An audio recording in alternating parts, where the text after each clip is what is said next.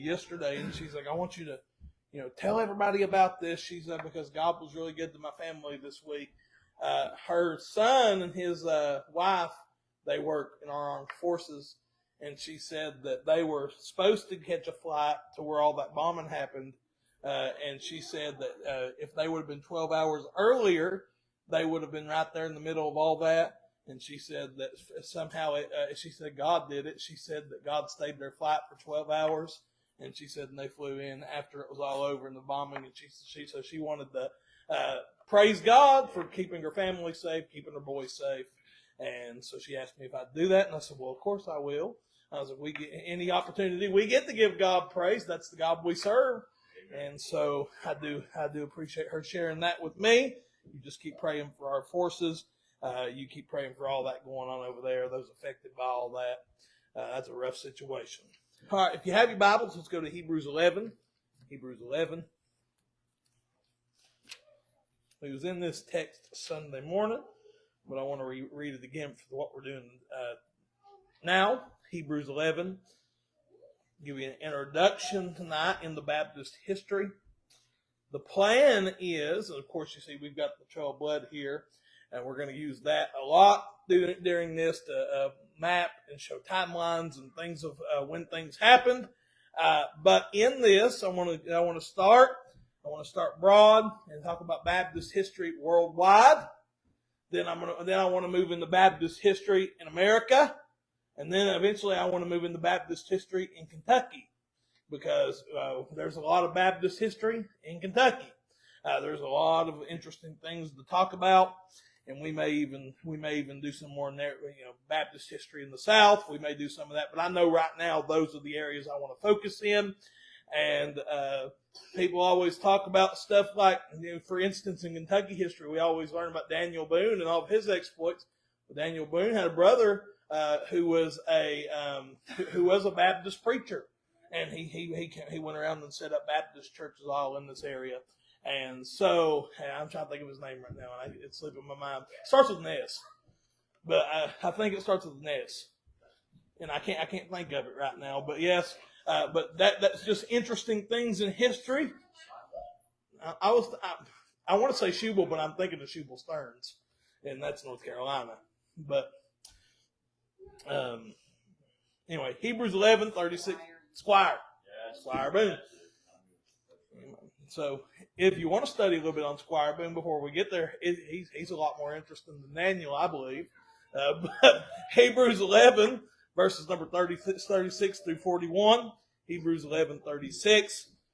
The Bible says, and others had trials of cruel mockings and scourgings. Yea, moreover, of bonds and imprisonments they were stoned. They were sawn asunder, were tempted, were slain with the sword.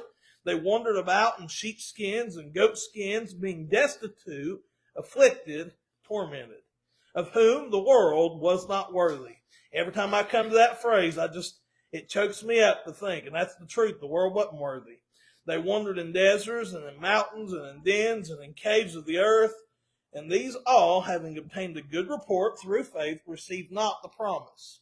Received not the promise, God having provided some better thing for us, that they without us should not be made perfect. Now, whenever I'm just thinking about Baptist history, I'm thinking about labels. We live in a world nowadays where people talk about labels and they almost criticize labels, things being labeled, individuals being labeled. And I don't have a problem with labels. And when I go to the grocery store sometime this week to get food for the house and things, you know what I appreciate? I appreciate labels. I appreciate when I walk down the canned good aisle, I appreciate that it says if it's corn or if it's, asparagus. I appreciate knowing what I'm buying. I saw something here a little while back. It was a boy. He went into his mom and dad's cabinets, got mad at them, and he ripped all the labels off the cans and put them back under the thing. And the parents was like, what would you do? I said, I'd give that kid a can opener, and every night he'd have something different for dinner, a surprise dinner. But I like labels, man. I have no problem with labels. Labels are a good thing. It saves you a lot of things. Food, medicine, churches. I mean, labels are a good thing. Whenever you pull into the London Baptist Church, I want you to know exactly what we are. That sign out there, it reads London Baptist Church because we are established here in London. We are Baptist and we are a church. I want everybody coming by to know exactly what we are when they walk in here. Now I understand the lines have been blurred a lot here lately about what a Baptist is and what is Baptistic and stuff. But we are independent Baptists. We are Baptists like Baptists used to be, not Baptists what Baptists are nowadays. And we might even get into some of that as we get into this. The name Baptist, there's so many different groups of Baptists. There's Free Will Baptist, there's General Baptist, there's 63. Including the Duck River Baptist. The Duck River Baptist. There we go. That's a pretty cool name though. But there's all kinds of them. There's General Baptist. There's all these Baptists out there. And then there's, of course, the Southern Baptist. Just because you're from the South and you're a Baptist don't mean you're a Southern Baptist. But there's all kinds of things that identify a Baptist. Now, of course, that being a part of our distinction, London being the location, Baptist being the denomination, you know what church is? Church is a called out assembly. That's what we are. When we come in here, you know what we're telling the world? We are speaking of an event that one day will happen practically. We're showing that one day we will be called out of this world, but we're also showing the fact that Jesus has called us out of the darkness of this world. We are different than the world. So all of those distinctions are important. Nowadays, you can drive around London, Kentucky, and you can find all kinds of different churches. The Creek. Well, you don't know what that is, just pulling into the parking lot. Most of them don't look like a church. The name's not a church. It could be anything you're walking into. No, I want it to be evident and clear whenever somebody pulls into this parking lot what they are about to experience. They're about to experience church. Now, in this, the reasons that I would be a Baptist tonight, I'm a Baptist in designation. People have been taking away identifying marks for years. They strip away these identifying marks. I have no problem being called a Baptist. There's churches tonight that read stuff like the creek, the river. And if you go look and you read their bylaws and you read about what they are, they're Baptist, but they've took Baptist off the sign because they don't want to associate with Baptist. Listen, I have no problem. I'm, for lack of better words tonight, I'm proud to be a Baptist. I have no problem letting people know I'm a Baptist because that's what my forefathers fought for me to be. The old saying, I'm Baptist born, Baptist bred. When I die, I'll be Baptist dead.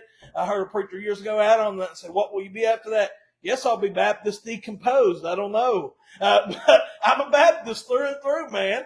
And I'm not just a Baptist because mom and dad was a Baptist or the preacher said we was a Baptist. No, there's specific reasons in history why we are what we are. Now, some of the things we'll discuss as we get into this on a more detailed study of Baptist history is not just the fact that we're Baptists, but we are Christians. We'll discuss. You understand this? The things in the Bible that people speak about, like the name Christian that we hold, the original name Christian was given to us by our enemies. They called us Christians because we were Christ-like. So that's where we got the name Christian. It's no different with Baptists. Baptists got their name from their enemies who originally began to call them Anabaptists. All Anabaptists meant was rebaptizers. And so whenever we were given that dictation of saying that we were Anabaptists, in 1686, the group that was called rebaptizers, they went by a lot of names. They went by Waldensians. They went by, Lollards. There was all kinds of things we were called. We'll get into those. But in that, we were called Anabaptists. But we understood this. This is why we dropped it in 1686. We dropped Anna off because Anna means re. And we're not rebaptizing anybody. we're baptizing them the correct way for the first time. So that's why we dropped Anna off. You'll still see it. So in a church in South Carolina one time I was driving by, and I saw an Anabaptist church. And people say, well, what is that? It's the exact same thing we are. They just didn't drop Anna off their sign, I guess. But we are Baptist. Now, in that, we've chosen that as our title. And then we're Baptist as well, not just in our designation. Why we're called that is because of history, but we see as well Baptist in duration. The Baptists, although not by name, have existed the longest. Now, I've heard whenever you get into this stuff, this right here, the trail of blood, this is really good for this right here. But you know what a lot of people do? They take that trail of blood, and a lot of people who use that trail of blood, it is the staple, it is the workbook, the agenda of the Baptist writer. The Baptist writer is a group of individuals who believe that only Baptists are a part of the bride of Christ. So Methodists, Presbyterians, Church of God, all of these others are not part of the bride, but they're part of the ones who will serve the bride at the marriage supper of the Lamb. So they've got men like George Whitefield, who I believe was a Presbyterian maybe, or a Methodist. He was one of the two. And they've got men like George Whitefield serving men like Bill Clinton at the marriage supper of the Lamb. That's a mess, man. But that's not what it is. Baptist writers can be dangerous in that. But Baptist writers, they say this. They say, I'm a Baptist because John was a Baptist. John wasn't a Baptist like we're a Baptist. I've heard people say that craziness. No, we're a Baptist because Baptists have been the longest running. 300 years before the start of the Catholic Church, there were Baptists. 1,500 years before the Protestant Reformation, there was Baptist. I've heard people say this, and it makes me sick. People talk about October 31st, and Christians won't celebrate it because it's Halloween, but they'll celebrate Reformation Day. And I'll hear Baptists get on there and say, Happy Reformation Day. And I'm sitting there thinking, I'm like, buddy, you're not a reformist. You're not a Protestant. The one sitting in this room now under the title of Baptist, we're not Protestant. We were way before the Protestant. You know what the Protestant did? The Protestant came out of the Catholic Church. Martin Luther and his 95 Theses, they've told you about in school and in history and all of those. That's where all that stems from. They came out of the Catholic Church.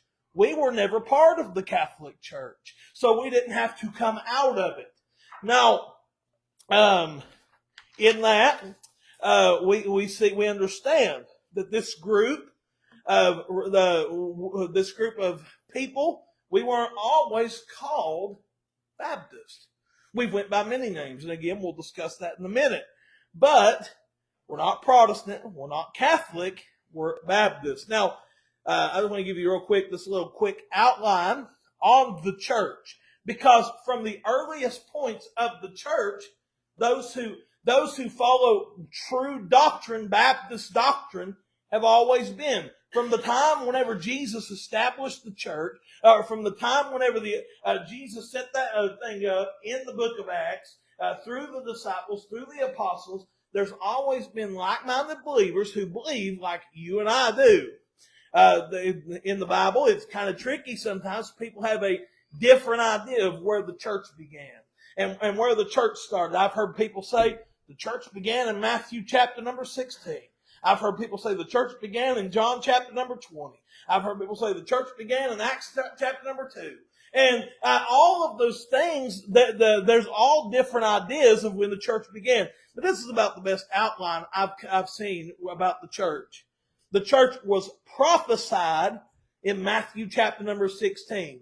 Jesus speaking says, upon this rock, him talking of himself, I will build my church. Didn't say he had built it. He said, I will build my church. He is looking future tense to a church that has not been established yet. The church was purchased at Calvary, John 19. Jesus said, it is finished. Jesus died on the cross. Acts 20:28 says he hath purchased the church with his own blood. So the church is purchased in John 19. The church is powered in Luke 24.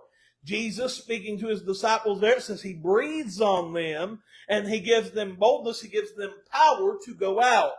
The church is produced in Acts chapter number 2. The church is perceived in Acts chapter number 15. Things are laid out. Things are put together. The church is portrayed all through Paul's writings, but you can find a good place for that in 1 Corinthians chapter 1. And eventually, we're not here yet, but the church will be promoted. Revelation chapter number 4. One day we're leaving this thing. I said it was a called out assembly. Well, one day we truly are going to be the called out assembly. One day the church is going to leave the building. One day we're going to go up and be with him. But that's about the best outline I've found on the creation of the church, the prophecies of the church. The church began in Acts chapter number 2, though. Now, in this, what we see is whenever the church started in Acts chapter number 2, Paul wouldn't begin to write his letters till sometime after this. Paul would begin to establish the church as we know it later on. In Acts chapter number 15 is really when that transition begins to take place, and Paul begins to work, and Paul begins to preach to a group of individuals called Gentiles. But there was a church established in Acts chapter number 2 of Jewish believers. That's why we were going through Romans a little bit in Sunday school. And Romans, that's why Romans is a book that's written and it says to all of Rome. There's believers in Rome who are Jewish and Gentile, and they're trying to come together in the same church. And there's a lot of messed up doctrines in that church because of that. What happens is that Paul begins to preach to this next group, and this salvation that was once a work-based salvation for the Jews now has switched to a grace-based salvation, a faith-based salvation, a Christ-centered salvation in the Gentiles. And so now all that stuff is mixing. And what happens in the early church is we find the belief of baptismal regeneration. What happens in this Roman church? And notice it's a Roman church. Before it was called the Catholic Church, it was just the Roman church. And here's what happened with that. There was a church in Rome. And that church in Rome was pastored by a man. And that man began to send out other churches and establish other churches in Rome. And as he was establishing these other churches in Rome, just like I'm sent out of a church, so sometimes I seek advice from the pastor who sent me out. What these men would do is they begin to seek advice from this man who sent them out. And eventually it got to the point they were seeking him out where eventually he was just like, you know what? I'll run all these churches. You kind of work under me and I will run these churches. You know what that created? That created the Catholic Church. Yeah, that too. But that created the Catholic Church. And what happened with that, that's where we get a pope. That's somebody lording over all of these churches, claiming that, he's God and all of these things. That's where these began to build. Now, we'll go through some of that as we go through here. And something important to know about this is there are some black dots here and there are some red dots here. The red dots are the dots that would pertain to us. The black dots are the Catholic Church. You see these dots? They eventually quit being dots and they turn into a line. And that line on there says Catholic. And it goes through and it shows you all those divisions made. Where all these little red dots through here. And it's so important that we understand that as we look at this chart. Now, so the people of the early church begin to rebel against this idea because they were believing in baptismal regeneration and they were believing in a bishop heading up multiple churches. And so people begin to revolt on those two things. Now, we see we're not just Baptist in duration. We understand Baptists have been here longer than either of those two groups. But we're Baptist in distinction. There's another reason that we're Baptist and we wave that banner is because of the doctrines of it. Now, there was a group of individuals, and we'll discuss these some more as we go. They were Baptist because they were chasing the Bible. These were men of the book. So what happened is this. In the creation, we just come through our stuff on the King James Bible.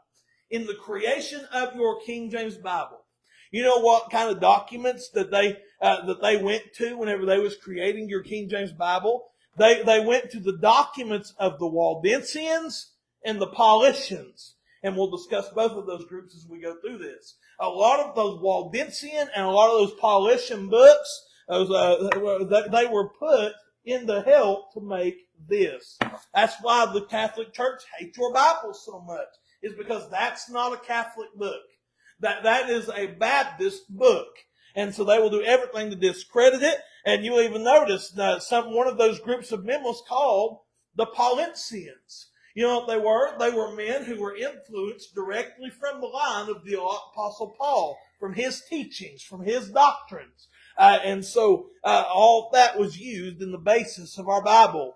An important individual that we discussed with the King James, is a man named John Wycliffe. John Wycliffe was known as the Morning Star. Now, John Wycliffe, he was a leader of a group called the Lollards.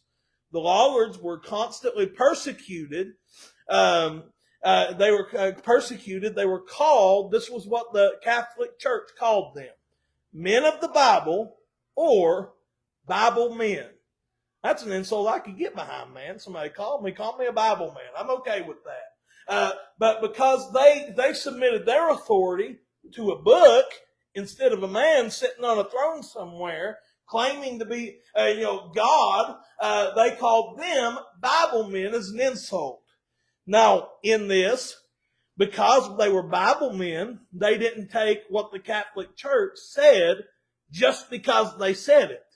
Different things like infant baptism, different things like purgatory, things like indulgences.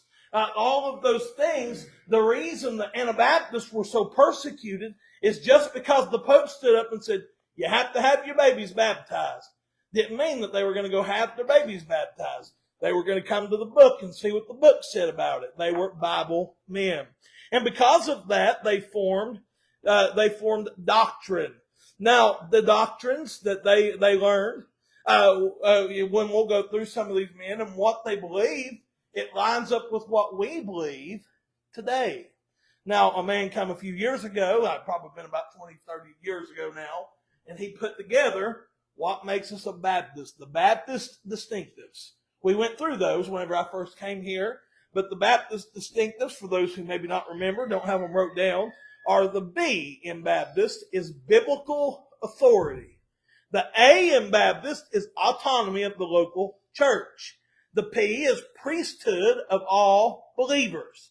The T is the two ordinances of the local church, the immersion of the believer, and the Lord's Supper. The I is individual soul liberty. The S is separation of church and state. The T is the two offices of the local church, being the bishop and the deacon. And the other S, the last S for Baptist, is the security of all believers. These are the 8, 10 really, if you count the two ordinances and the two offices as two different things. These are the 8 or the 10, however you classify it. 10 things that would define us as Baptist. And these are things that you will find all of these early groups in history held to. They all held to these doctrines. Now, the names of some of these groups that we'll look at in this study, and this is where we'll close tonight, and the next week we'll begin to get into the early church and what they did. But the names of some of these groups that we're going to look at are the Montanists, the Novatians, the Donatists, the Albigenses, the Waldensians, the Paulicians, the Arnalists, the Petrobrucians, the Lollards, the Anabaptists, and the Baptists. Now there's many, many more beyond that. But we're going to discuss those in great detail. You say, preacher, all of those groups you said, they weren't titled Baptist. No, but they were all Baptist in belief. Whenever we go to studying their doctrines and their beliefs and the things they did, you will see the Baptist roots in in all of those groups. In all of these groups, from the Montanists on. The Montanists are a big one. But as we get studying these things and looking at these things, you'll see the line that has brought you to where we are today. The blessed roots that have kept us, and now we can assemble at the London Baptist Church because these men and their sacrifices they made. Because they were willing to go to death, not only to be called Baptist, but to hold that Bible that you're holding in your hand. And they did all that so that we can have what we have today. And it truly is a blessing to know that we do follow a trail of blood. That we are here because of the sacrifice of those men. Now, this was just kind of an introduction into what we'll study. Next week, we'll get into some of that early church, and we'll really dig into, probably next week, we'll probably dig into the Montanist and a little bit into the Novationist, and we'll discuss all that early church stuff. And I don't know how many weeks we'll be in the early church, but we're going to work through it. Revelation chapter number 2 and Revelation chapter number 3 will be great places for you to be reading while we're doing this, because we're going to break down those 7 churches as the 7 different portions of church history. And you'll be able to see that as we go through that. But if you want to read Revelation 2, Revelation 3, those 7 churches of Asia Minor, they were literal churches, but they also speak of the church ages that we will see. And so if you want to read those, that will be great reading for you to do as we get into this. All right, let's go ahead and pray, and we'll be dismissed. Dear Lord, thank you for the opportunity.